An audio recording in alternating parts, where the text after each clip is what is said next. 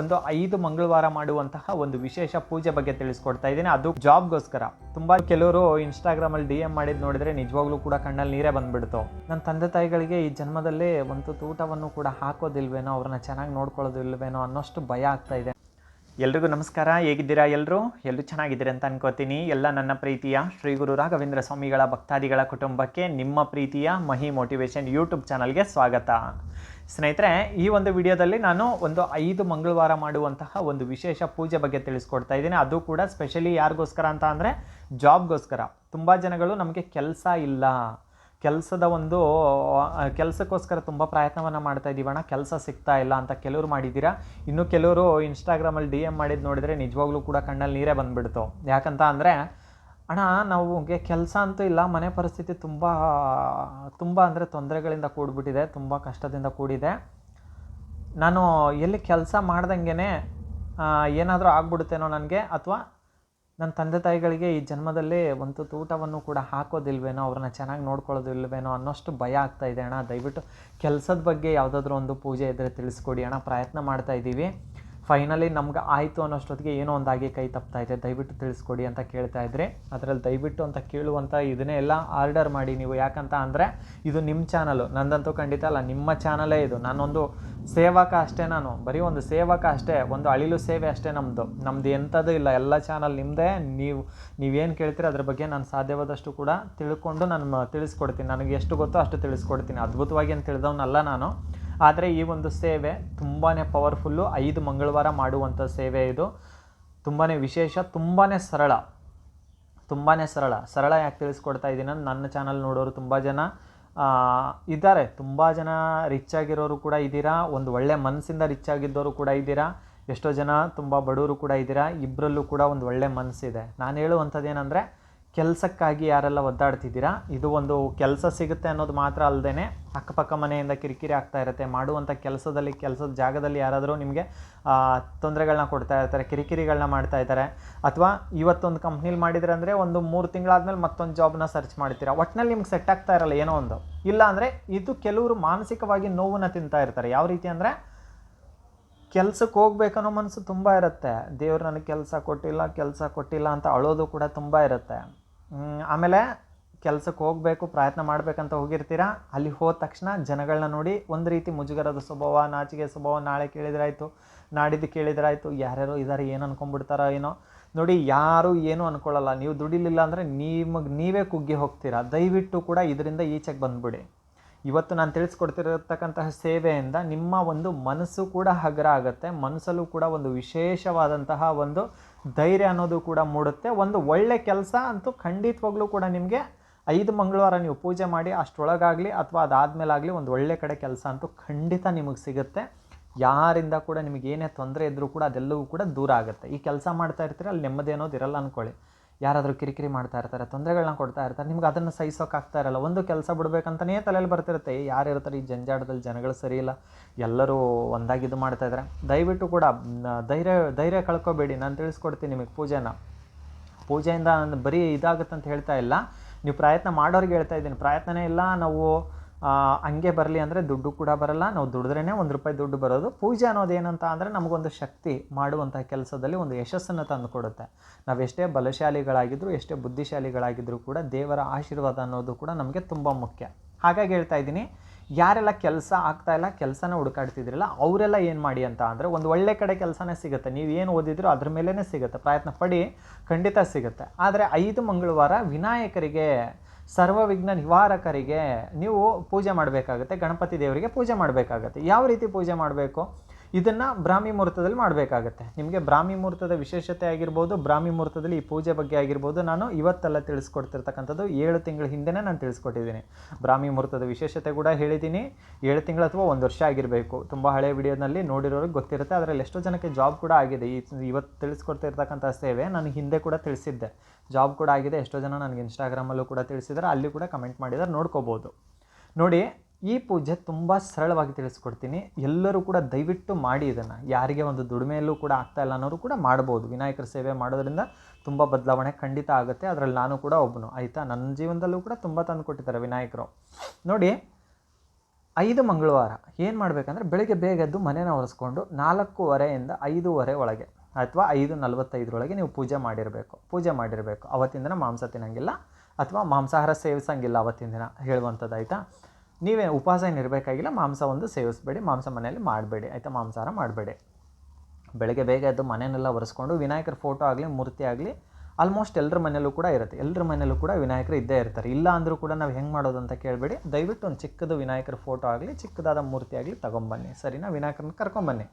ಬೆಳಗ್ಗೆ ಬೇಗ ಎದ್ದು ವಿನಾಯಕರಿಗೆ 1-2 ಎಕ್ಕುದುವ ಅಥವಾ ಗರಿಕೆ, ಎಕ್ಕುದುವ ಎಲ್ಲ ಗರಿಕೆ ಎಲ್ಲ ಏನು ಮಾಡೋದು, ಪೂಜೆ ಮಾಡೋಕ್ಕಾಗಲ್ವಾ ಅಂತ ಖಂಡಿತ ಅದ್ರ ಬಗ್ಗೆ ಕೂಡ ತಿಳಿಸ್ಕೊಡ್ತೀನಿ, ಗೊಂದಲ ಇಟ್ಕೋಬೇಡಿ. ನಾನು ತುಂಬ ಸರಳವಾಗಿ ತಿಳಿಸ್ಕೊಡ್ತಾ ಇದ್ದೀನಿ. ನಿಮ್ಮ ಹತ್ರ ಎಕ್ಕುದುವ ಗರಿಕೆ ಇತ್ತು ಅಂದರೆ ವಿನಾಯಕರ ಮೂರ್ತಿನೆಲ್ಲ ತೊಳೆದು ದೇವ್ರ ಮನೆಯನ್ನೆಲ್ಲ ಒರೆಸ್ಕೊಂಡ್ಬಿಟ್ಟು ವಿನಾಯಕರ ಮೂರ್ತಿನೂ ಕೂಡ ತೊಳೆದು ವಿನಾಯಕರ ಮೂರ್ತಿ ಮುಂದೆ ವಿನಾಯಕರಿಗೆ ಗರಿಕೆನ ಕೊಟ್ಟು ನೀವು ಎಕ್ಕದ ಹೂವನ್ನ ಕೊಟ್ಟು ಸ್ವಲ್ಪ ಸಕ್ಕರೆ ನೈವೇದ್ಯಕ್ಕಂತ ಸಕ್ಕರೆ ಅಥವಾ ಸ್ವಲ್ಪ ಬೆಲ್ಲ, ಒಂದು ದಿನ ಸಕ್ಕರೆ ಇಟ್ಟರೆ ಒಂದು ಮಂಗಳವಾರ ಬೆಲ್ಲ, ಒಂದು ಸ್ವಲ್ಪ ನೆಕ್ಸ್ಟ್ ವಾರ ಒಂದು ಸ್ವಲ್ಪ ಪಾಯಸ, ಇನ್ನೊಂದು ಸಲ ಒಂದೇನಾದ್ರು ಲಾಡು ಅಥವಾ ಇನ್ನೊಂದು ಸಲ ಸಕ್ಕರೆ. ಇಲ್ಲಪ್ಪ ನಮಗೆ ಶಕ್ತಿ ಇಲ್ಲ ಅಂದರೆ 5 ವಾರ ನೀವು ಒಂದು 10 ರೂಪಾಯಿ ಸಕ್ಕರೆನ ತೊಗೊಂಡ್ರೆ 5 ಮಂಗಳವಾರ ಕೂಡ ಸ್ವಲ್ಪ ಸ್ವಲ್ಪ ಕೊಡ್ತಾ ಬನ್ನಿ. ಅದು ಇರುವೆ ಮುಖಾಂತರ ಅವರು ಬಂದು ತೊಗೊಂಡು ಹೋಗ್ತಾರೆ, ದೇವರುಗಳು ಇರುವೆ ಮುಖಾಂತರ ಬಂದು ಖಂಡಿತವಾಗ್ಲೂ ಕೂಡ ತಿನ್ಕೊಂಡು ಹೋಗ್ತಾರೆ. ಇರುವೆ ಬಂದಿಲ್ಲ ಅಂದ ತಕ್ಷಣ ದೇವ್ರಿಗೆ ಸೇವೆ ಮುಟ್ಟಿಲ್ಲ ಅಂತ ಕೂಡ ಅನ್ಕೋಬೇಡಿ. ದೇವರಿಗೆ ನೀವು ಕೊಟ್ಟಿದ್ದೀರಾ ಅಂತ ಅಂದರೆ ಅವ್ರಿಗೆ ಆಲ್ರೆಡಿ ಮುಟ್ಟಿಬಿಟ್ಟಿರುತ್ತೆ. ಅದನ್ನು ಪ್ರಸಾದ ರೂಪದಲ್ಲಿ ಆಮೇಲೆ ನೀವು ಸಕ್ಕರೆನಾಗಲಿ ಬೆಲ್ಲನಾಗಲಿ ನೀವು ಸೇವಿಸ್ಬೋದು ಆಯಿತಾ.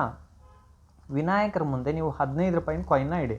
15 ರೂಪಾಯಿ ಕಾಯಿನ್ ಅಂದರೆ ಒಂದೇ ನಾಣ್ಯ ಅಲ್ಲ, 1 ರೂಪಾಯಿ 2 ರೂಪಾಯಿ 5 ರೂಪಾಯಿ, ನೀವು ಈ ಥರ ನಾಣ್ಯಗಳನ್ನು ಏನು ಮಾಡಿ ಎಲ್ಲ ಸೇರಿ ಒಂದು 15 ರೂಪಾಯಿ ಆಗಿರಬೇಕು. ವಿನಾಯಕರ ಮುಂದೆ ಇಡಬೇಕು. ವಿನಾಯಕರ ಮುಂದೆ ಒಂದಿಷ್ಟು ಕಾಯಿನ್ಗಳನ್ನ ಇಟ್ಟು ವಿನಾಯಕರಿಗೆ ಬಿಳಿ ಎಕ್ಕದ ಹೂವು ಕೊಟ್ಟು ಗರಿಕೆನ ಕೊಟ್ಟು ಅಥವಾ ನಿಮ್ಮ ಮನೆ ಹತ್ರ ಯಾವ ಹೂವು ಇದೆ ಅಲ್ವಾ ಎಲ್ಲವನ್ನೂ ಕೂಡ ಇಟ್ಟು ಮೊದಲನೇದಾಗಿ 5 ನಿಮಿಷ ವಿನಾಯಕರ ಹತ್ರ ಕೂತ್ಕೊಳ್ಳಿ. ವಿನಾಯಕರನ್ನ ನೋಡಿ, ಸ್ವಲ್ಪ ಕಣ್ಬಿಟ್ಟು ಅವ್ರನ್ನ ನೋಡ್ತಾ ಇರಿ, ವಿನಾಯಕರನ್ನ ನೋಡ್ತಾ ಇರಿ. ನೋಡ್ತಾನೆ ನೀವೇನು ನೊಂದಿದ್ದೀರಾ ಬದುಕಲ್ಲಿ, ಏನೆಲ್ಲ ಆಗಿದೆ ನಿಮ್ಮ ಬದುಕಲ್ಲಿ, ಯಾಕೆ ಕೆಲಸಗಳಾಗ್ತಾಯಿಲ್ಲ, ಏನು ಕೆಲಸನ ಪ್ರಯತ್ನ ಮಾಡ್ತಾಯಿದ್ದೀರಾ, ನಿಮ್ಮ ಆಸೆಗಳೇನು, ನಿಧಾನಕ್ಕೆ ಮಾತಾಡ್ತಾ ಬನ್ನಿ. ವಿನಾಯಕರ ಹತ್ರ ಮಾತಾಡ್ತಾ ಬನ್ನಿ. ಸ್ವಾಮಿ, ನಾನು ಈ ಥರ ಆಯಿತು, ಇಷ್ಟು ಕಷ್ಟಪಟ್ಟಿದ್ದೀನಿ ಜೀವನದಲ್ಲಿ, ಇಷ್ಟೊಂದು ನೊಂದಿದ್ದೀನಿ, ನನಗೊಂದು ಒಳ್ಳೆ ಕೆಲಸ ಬೇಕು, ತುಂಬ ಕಷ್ಟ ಆಗ್ತಾಯಿದೆ. ಅಕ್ಕಪಕ್ಕದ ಮನೆಯವರು ಕೂಡ ತುಂಬ ಮಾತಾಡ್ಕೋತಾ ಇದ್ದಾರೆ. ದುಡ್ಡಿದ್ರೇ ಒಂದು ಜನಬಲ ಅನ್ನೋದಿರುತ್ತೆ. ನಮಗೆ ಯಾವುದೂ ಇಲ್ಲ ಸ್ವಾಮಿ, ನಮಗೆ ದೈವ ಬಲ ಬೇಕು, ನಮಗೆ ನೀವಿದ್ದರೆ ಸಾಕು, ಒಂದು ಒಳ್ಳೆ ಕಡೆ ಕೆಲಸ ಕೊಟ್ಟರೆ ನಾನಾಯಿತು, ನನ್ನ ಕುಟುಂಬ ಆಯಿತು, ನನ್ನ ಪಾಡು ನಾನು ಹೆಂಗೋ ದುಡ್ಕೊಂಡು ಹೋಗ್ತೀನಿ ನಿಯತ್ತಾಗಿ, ಅಲ್ಲಿ ಯಾವ ರೀತಿ ತೊಂದರೆಗಳಾಗ್ದಂಗೆ ಕಾಪಾಡಿ ಒಂದು ಒಳ್ಳೆ ಕಡೆ ಕೆಲಸ ಕೊಡಿ ಅಂತ ಕೇಳಿಕೊಂಡು ವಿನಾಯಕರಿಗೆ ದೀಪವನ್ನು ಹಚ್ಚಿ 2 ಊದಿನ ಕಡ್ಡಿನ ಹಚ್ಚಿ ವಿನಾಯಕರ ಹತ್ರ ಎಲ್ಲ ಕಷ್ಟಗಳನ್ನ ಹೇಳ್ಕೊಂಡು ನೀವು ಮಂಗಳವಾರ ಪೂಜೆ ಮಾಡಿದರೆ ಬುಧವಾರ ಗುರುವಾರ ಅಥವಾ ನಿಮಗೆ ಯಾವತ್ತೋ ಒಂದಿನ ಇಂಟರ್ವ್ಯೂ ಬಂತು ಅಂದರೆ ವಿನಾಯಕರ ಮುಂದೆ ಇಟ್ಟಂತಹ ಒಂದು ನಾಣ್ಯನ ನಿಮ್ಮ ಹತ್ರ ಇಟ್ಕೊಂಡು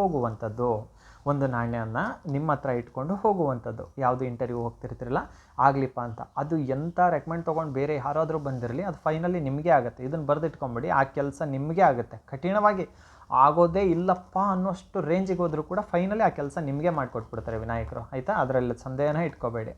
ಈ ಪೂಜೆನ ಮಾಡ್ತಾ 5 ವಾರದೊಳಗೆ ಖಂಡಿತ ನಿಮ್ಮ ಕೆಲಸ ಆಗುತ್ತೆ, ಅಥವಾ 5 ವಾರ ಮುಗಿದ ಮೇಲಾದರೂ ಕೂಡ ನಿಮ್ಗೆ ಒಂದು ಒಳ್ಳೆ ಕಡೆ ಕೆಲಸ ಸಿಗುತ್ತೆ. ಈ ನೆಕ್ಸ್ಟ್ ವಾರ ಮಾಡಬೇಕಾದ್ರೆ ನಾರ್ಮಲ್ ಆಗಿ ಕಾಯಿನ್ಸ್ ಏನು ಇಡಬೇಕಾಗಿಲ್ಲ. ಬೆಳಗ್ಗೆ ಎದ್ದೇಳ್ತೀರಾ, ಮನೆಯನ್ನು ಒರೆಸ್ಕೋತೀರಾ, ವಿನಾಯಕರಿಗೆ ಅರಿಶಿಣ ಕುಂಕುಮವನ್ನು ಹಚ್ಚಿ ವಿನಾಯಕರ ಮುಂದೆ ಅದೇ ಹೂಗಳನ್ನ ಕೊಟ್ಟು ನಿಮಗೆ ಯಾವ ರೀತಿ ಶಕ್ತಿ ಇದೆ ಆ ರೀತಿ, ತುಪ್ಪದ ದೀಪನೇ ಅಂತ ಹೇಳ್ತಾ ಇಲ್ಲ, ನಿಮ್ಗೆ ಹೆಂಗೆ ಶಕ್ತಿ ಇದೆ ಹಂಗೆ ಮಾಡಿ. ನಿಮಗೆ ದೀಪ ಹಚ್ಚೋಷ್ಟು ಶಕ್ತಿ ಇಲ್ಲ ಅಂದರೂ ಕೂಡ ಕೈ ಮುಗಿದ್ರೂ ಕೂಡ ನಡೆಯುತ್ತೆ, 2 ಊದಿನ ಕಡೆ ಹಚ್ಚಿದ್ರೂ ಕೂಡ ನಡೆಯುತ್ತೆ. ದೀಪ ಹಚ್ಚೋಕ್ಕಾದರೆ 2 ದೀಪಗಳನ್ನು ಹಚ್ಚಿ, ಸರಿನಾ. ದೀಪ ಹಚ್ಚಿ ವಿನಾಯಕರನ್ನ ನೋಡಿ, ಸ್ವಲ್ಪ ಹಂಗೆ ಆ ಒಂದು ಎನರ್ಜಿನೇ ಬೇರೆ ಕಾಣ್ತೀರಾ ನೀವು, ಸರಿನಾ. ಅವ್ರನ್ನ ಮನಸಾರೆ ಪ್ರೀತಿಯಿಂದ ನೋಡಿ ವಿನಾಯಕರನ್ನ. ನನ್ನ ಮುಂದೆ ಕೂತಿದ್ದಾರೆ ವಿನಾಯಕರು, ಮೂರ್ತಿ ಅಲ್ಲ ಅಂತ ನೋಡಿ. ಆ ಒಂದು ಎನರ್ಜಿ ಬೇರೆ, ಅದನ್ನು ನಾನು ಹೇಳಬೇಕಾಗಿಲ್ಲ, ನೀವು ಹೇಳ್ತೀರಾ, ನೀವು ಹೇಳಲೇಬೇಕು, ನೀವು ಹೇಳ್ತೀರಾ ಕೂಡ ಮುಂದಿನ ದಿನಗಳಲ್ಲಿ, ಸರಿನಾ. ಅವರಿಗೆ ಮಂಗಳವಾರ ಕಾಯಿನ್ ಅಂತ ಇಟ್ಟಿರ್ತಾರೆ, ನಾರ್ಮಲಾಗಿ ತುಂಬ ಸರಳವಾಗಿ ಪೂಜೆ ಸೇವೆನ ಮಾಡ್ತಾ ಬನ್ನಿ. ಇನ್ನೂ ಕೆಲವರಿಗೆ ಶಕ್ತಿ ಇದೆ ಅನ್ನುವಂಥವ್ರು ತುಪ್ಪದ ದೀಪ ಹಚ್ಬೋದು, ಸ್ವಲ್ಪ ನೈವೇದ್ಯಕ್ಕೆ ಏನಾದರೂ ಪಾಯಸ ಏನಾದರೂ ಮಾಡ್ಬೋದು, ಏನಾದರೂ ನಿಮ್ಮ ಯಥಾಶಕ್ತಿ, ನಿಮ್ಗೆ ಹೆಂಗೆ ಶಕ್ತಿ ಇದೆಯೋ ಹಂಗೆ ಮಾಡಿ. ಆದರೆ ವಿನಾಯಕರನ್ನ 5 ವಾರ ನೀವು ಸರಳವಾಗಿ ಪೂಜೆ ಸೇವೆನ ಮಾಡಿ. ಕೆಲವ್ರು ಕೇಳ್ಬೋದು, ಈ ಥರ ವಿಶೇಷವಾಗಿ ಪೂಜೆ ಮಾಡಿದ್ರೇ ಒಲಿತಾರ, ನಾವು ಯಾವಾಗಲೂ ದೇವ್ರಿಗೆ ಪೂಜೆನ ಮಾಡ್ತೀವಿ ಅಂತ. ನೋಡಿ, ಇಲ್ಲೇ ವಿಶೇಷ ಅನ್ನೋದಿದೆ. ಈ ಥರ ವಿಶೇಷವಾಗಿ ಪೂಜೆ ಮಾಡಿದ್ರೇ ಒಲಿತಾರ ಅಂದರೆ ವಿಶೇಷ ಅದು. ಯಾಕಂದರೆ ದೇವರಿಗೆ ವಿಶೇಷವಾಗಿ ಅನುಗ್ರಹವನ್ನು ಪಡ್ಕೊಳ್ಳೋಕ್ಕೆ ನಾವು ಮಾಡುವಂಥದ್ದು. ದಿನಾಲೂ ಪೂಜೆ ಮಾಡ್ತೀವಿ ಸಪ್ರೇಟಾಗಿ. ಇವಾಗ ನೋಡಿ, ಇವಾಗ ಒಂದು 10 ಜನ ಇದ್ದಾರೆ ಅಂತ ಅಂದ್ಕೊಳ್ಳಿ. 10 ಜನ ಕೂಡ ನೀವು ತುಂಬಾ ಪ್ರೀತಿಯಿಂದ ನೋಡುವಂಥವ್ರು 10 ಜನ, ಯಾರೂ ಹೆಚ್ಚು ಅಲ್ಲ ಕಮ್ಮಿ ಅಲ್ಲ. ಅದರಲ್ಲಿ ಒಬ್ಬರಿಗೆ ನೀವು ಏನಾದರೂ ಒಂದು ಸೇವೆನ ಹೋಗಿ ದೊಡ್ಡವರಪ್ಪ ಅಂತ ಕಾಲಿಗೆ ಬಿದ್ದು ನಮಸ್ಕಾರ ಮಾಡಿದರೆ ಮಿಕ್ಕಿದವ್ರಿಗೆ ಈ ಥರ ನಮಸ್ಕಾರ ಮಾಡಿದ್ರು ಅಂತಾನೆ ಎಲ್ಲರಿಗೂ ಗೌರವನೇ. 2 ಕೈ ಜೋಡಿಸಿ ನಮಸ್ಕಾರ ಮಾಡಿದರೂ ಗೌರವನೇ. ನಾವು ಕಾಲು ಮುಟ್ಟಿ ನಮಸ್ಕಾರ ಮಾಡಿದ್ರೂ ಗೌರವನೇ, ನಾವು ಬಗ್ಗಿ ನಮಸ್ಕಾರ ಮಾಡಿದರೂ ಗೌರವನೇ. ಅದೇ ಕಾಲು ಮುಟ್ಟಿ ನಮಸ್ಕಾರ ಮಾಡಿದರೆ ಅವ್ರಿಗೆ ಒಂಥರ ವಿಶೇಷವಾದಂಥದ್ದು. ದಿನ ಮಾಡ್ತೀರಾ ಅದೇ ರೀತಿ ಮಾಡ್ತೀರಾ, ಅವತ್ತಿನ ದಿನ ವಿಶೇಷವಾಗಿ ದಿನ ಕೈ ಮುಗಿದು ನಮಸ್ಕಾರ ಮಾಡೋದ್ರ ಜೊತೆಗೆ ಇವತ್ತು ಕಾಲಿಗೆ ನಮಸ್ಕಾರ ಮಾಡಿಕೊಂಡು ನೀವೇ ಅಲ್ಲ ಅಂತ ಗಟ್ಟಿಯಾಗಿ ಪಾದವನ್ನು ಕಣ್ಣೀರು ಹಾಕ್ಕೊಂಡು ಹಿಡ್ಕೊಳ್ಳುವಂಥದ್ದು, ಅದ್ರ ವಿಶೇಷತೆನೇ ಬೇರೆ. ನಿಮ್ಗೆ ಅರ್ಥ ಆಗಲಿ ಅಂತ ಈ ರೀತಿ ಹೇಳ್ತಾ ಇದ್ದೀನಿ. ಇನ್ನೂ ಬೇಕಾದಂಗೆ ಉದಾಹರಣೆನ ನೀವು ಕೊಟ್ಕೋಬೋದು, ಆಯಿತಾ. ವಿಶೇಷವಾಗಿ ಅನುಗ್ರಹವನ್ನು ಪಡ್ಕೊಳ್ಳೋಕ್ಕೆ ನಾವು ಈ ಥರ ಸೇವೆಗಳನ್ನು ಮಾಡುವಂಥದ್ದು, ಆಯಿತಾ. ಅಂದರೆ ಕೆಲವೊಂದು ಸಲ ನಮ್ಮ ಬರ್ಡೇ ಬಂದಾಗ ನಾವು ಎಷ್ಟು ಇರ್ತೀವಿ ನೋಡಿ, ಅದು ವಿಶೇಷ. ಯಾವಾಗಲೂ ಕೂಡ ನಾವು ಇರ್ತೀವಲ್ಲಪ್ಪ, ದಿನ ಮಾಡೋಕ್ಕಾಗತ್ತಾ? ಆಗಲ್ಲ. ಅದೊಂಥರ ವಿಶೇಷ. ಆ ಥರ ಅದರೊಂದು ಮೂಡೇ ಬೇರೆ ಇರುತ್ತೆ ನೋಡಿ ನೀವು ಅವತ್ತಿನ ದಿನ, ಆಯಿತಾ. ಆ ರೀತಿ ನಾನೇನು ಹೇಳ್ತಾ ಇದ್ದೀನಿ ಅಂತ ಅಂದರೆ, ವಿಶೇಷವಾಗಿ ಅನುಗ್ರಹವನ್ನು ಪಡ್ಕೊಳ್ಳೋಕ್ಕೆ, ಆಶೀರ್ವಾದವನ್ನು ಪಡ್ಕೊಳ್ಳೋಕ್ಕೆ ನಾವು ಮಾಡುವಂತಹ ಸೇವೆಗಳು, ಆಯಿತಾ. ಎಂತಹ ವಿಘ್ನಗಳಿದ್ದರೂ ಕೂಡ, ಎಂಥ ಒಂದು ಏನೇ ಒಂದು ಕೆಟ್ಟ ಕಣ್ಣು ಬಿದ್ದಿದ್ರೂ ಕೂಡ ಅದೆಲ್ಲದರಿಂದ ಮುಕ್ತಿ ಕೊಟ್ಟು ನಿಮ್ಮನ್ನು ಕಾಪಾಡ್ತಾರೆ. ಇನ್ನು ಕೆಲಸ ಜಾಗದಲ್ಲಿ ತುಂಬ ಕಿರಿಕಿರಿಗಳಾಗ್ತಾ ಇರುತ್ತೆ, ತೊಂದರೆಗಳಾಗ್ತಾ ಇರುತ್ತೆ. ಅವರು ಕೂಡ ಈ ಪೂಜೆನ ಮಾಡಿ ಒಂದು ಕಾಯಿನ ನಿಮ್ಮ ಹತ್ರ ಇಟ್ಕೊಳ್ಳಿ. ಆದರೆ ಯಾಕಾಗತ್ತೆ ಅಂದರೆ, ನಿಮ್ಮ ಬಾಯಲ್ಲಿ ಮಾತುಗಳು ನಿಲ್ತಾ ಇರಲ್ಲ ಅಂದರೆ ಅತಿಯಾಗಿ ಸಲಿಗೆಯಿಂದ ಮೂವ್ ಆಗೋದಾಗಿರ್ಬೋದು, ತುಂಬ ಒಂದು ಅವ್ರ ಜೊತೆ ನಗ್ನಗ್ತಾ ಬೆರೆಯುವಂಥದ್ದಾಗಿರ್ಬೋದು. ನಗ್ನಗ್ತಾ ಬೆರೀತೀರ, ಸಲಿಗೆ ಹೋಗಿ ಮುಂದೆ ಅದು ಏನಾಗುತ್ತೆ ಅಂದರೆ, ನೀವು ತುಂಬ ಚೆನ್ನಾಗಿ ಕೆಲಸ ಮಾಡ್ತಿದ್ರೆ ಜೊತೆಗಿರೋರು ಸಹಿಸಲ್ಲ, ತಂದಿಟ್ಟು ತಮಾಷೆ ನೋಡ್ತಾರೆ. ಇನ್ನೊಂದೇನಂತ ಅಂದರೆ, ನೀವು ಬಾಯಲ್ಲಿ ಮಾತು ನಿಂದ್ರಲ್ಲ, ಏನು ಹೇಳಬೇಕು ಏನು ಹೇಳಬಾರ್ದು ಗೊತ್ತಿರಲ್ಲ. ಎಲ್ಲವನ್ನೂ ಕೂಡ ಏನು ಮಾಡ್ತೀರಾ ಅಂತ ಅಂದರೆ, ಹೇಳೋದು ಹೇಳ್ತೀರಾ, ಹೇಳಬಾರ್ದು ಹೇಳ್ತೀರಾ. ಅದು ನಾನು ತುಂಬ ಜನಕ್ಕೆ ಹೇಳ್ತಾ ಇರ್ತೀನಿ, ಆ ಥರ ಮಾತಾಡಬೇಡಿ, ಬಾಯಲ್ಲಿ ಮಾತನ್ನ ಇಟ್ಕೊಳ್ಳಿ ಸ್ವಲ್ಪ. ಅಂದರೆ ನಿಮಗೆ ಇವಾಗೇನೋ ಅಂದ್ಕೊಳ್ಳಿ, ಒಂದು ಕೆಲಸ ಆಗೋದಿರುತ್ತೆ, ಇವಾಗೇನೋ ನಿಮ್ಗೊಂದು ಒಳ್ಳೆ ಕಡೆ ಕೆಲಸ ಸಿಕ್ಕಿರುತ್ತೆ, ಅದು ಇನ್ನೂ ಕೈ ಸೇರುತ್ತೆ ಅಂದ್ಕೊಳ್ಳಿ, ನಾಳೆ ಆಗೋದಿದೆ.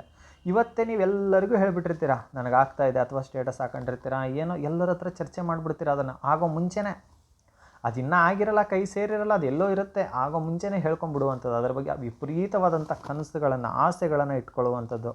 ಆಸೆ ಹೆಚ್ಚಾದರೆ ನಿರಾಸೆ ಕೂಡ ಹೆಚ್ಚಾಗ್ತಾ ಹೋಗುತ್ತೆ. ಆಸೆಗಿಂತ ದುಪ್ಪಟ್ಟು ಹೆಚ್ಚಾಗಿ ನಿರಾಸೆ ಆಗುತ್ತೆ ನಿಮಗೆ. ಅದಕ್ಕೆ ಹೇಳ್ತಾ ಇದ್ದೀನಿ, ಬಾಯಲ್ಲಿ ಮಾತುಗಳನ್ನ ಇಟ್ಕೊಳ್ಳಿ ಮನಸ್ಸಲ್ಲಿ.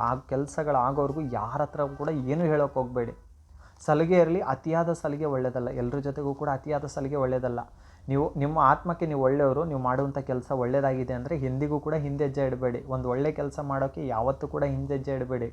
ನಾನು ಹೇಳುವಂಥದ್ದು ಇಷ್ಟೇ, ಯಾರಿಗೆಲ್ಲ ಜಾಬ್ ಇಲ್ಲ ಅಂತ ತುಂಬ ಒದ್ದಾಡ್ತಿದ್ದೀರಲ್ಲ, ಯಾರೆಲ್ಲ ಒಂದು ಗುಂಗಲ್ಲಿ ಮೂಲೆ ಸೇರಿದಿರಲ್ಲ, ದಯವಿಟ್ಟು ಈ ಸೇವೆನ ಮಾಡಿ. ಖಂಡಿತವಾಗ್ಲೂ ಕೂಡ ಒಳ್ಳೆಯದಾಗತ್ತೆ.